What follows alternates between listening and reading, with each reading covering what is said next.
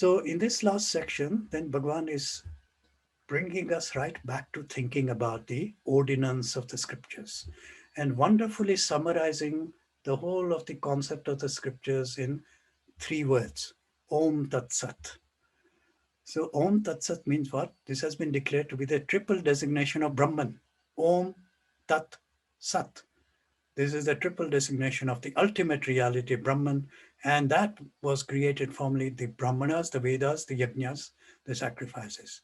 In other words, all this is arising out of the ultimate truth, and that ultimate truth is expressed in the Vedas, and the ultimate truth is expressed in all the scriptures.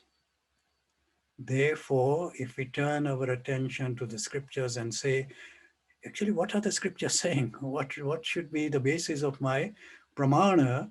What is the Shabda Praman telling me? This is a summary of it all. Om Tat Sat. And Om means what? Utterance of Om are become the acts of sacrifice, gifts, and austerity. So every time we do something, if Om is uttered, it is really that we are thinking of the scriptures when we are doing anything. The basis of our thought, word, and deed becomes Om. Whatever we are starting, we say Om mentally, and we know that we are doing it on the basis of the scriptures, because Om is a summary word of all the scriptures, and always by the students of Brahman. Every seeker must start everything with Om. Whatever you're doing, Om is that which is to be uttered, and it is a summary of all the scriptures saying, here's the truth. I am functioning within the ordinance of that truth, and therefore I am orienting my mind towards sattva and the ordinance of the scriptures. Uttering tat without aiming at the fruits are the acts of sacrifice, austerity, and the various acts of gift performed by the seekers of liberation. Tat means what? That. Tattvamasi. Remember the Mahavakya? Tattvamasi. That thou art. And Om is the declaration of Brahman.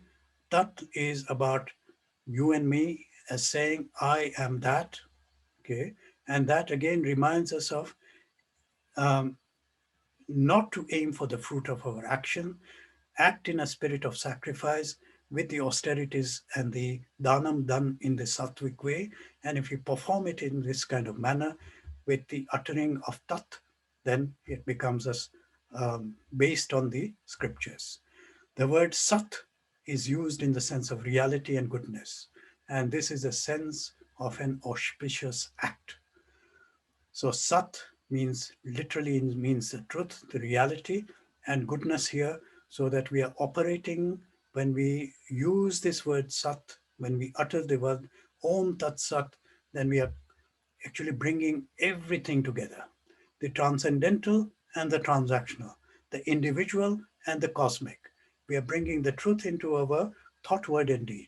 We are bringing the truth into the transaction of everything which is happening at our mental, at our speech level, and at our bodily level. All this is included in Om Tat Sat. So steadfastness in sacrifice, austerity, and gift is also called Sat. Action in connection with these is called Sat. So right up to the idea of Om as Brahman, to that which is the cosmic truth in ourselves as well, to the action which is taking place in terms of our connection with all these things, sacrifice, austerity, and gift. This is called Sat.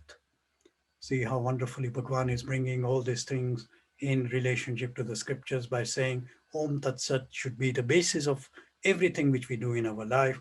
Whatever is sacrificed, given, performed, whatever austerity is practiced without faith, it is called Asat. Asat is that which is not for the here or the hereafter.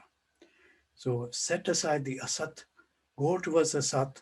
Om Sat, Tat Sat becomes the basis of everything which we do in our life, including eating our food and doing whatever, saying whatever we do is based on this ordinance of the scriptures as described by Om Tat Sat.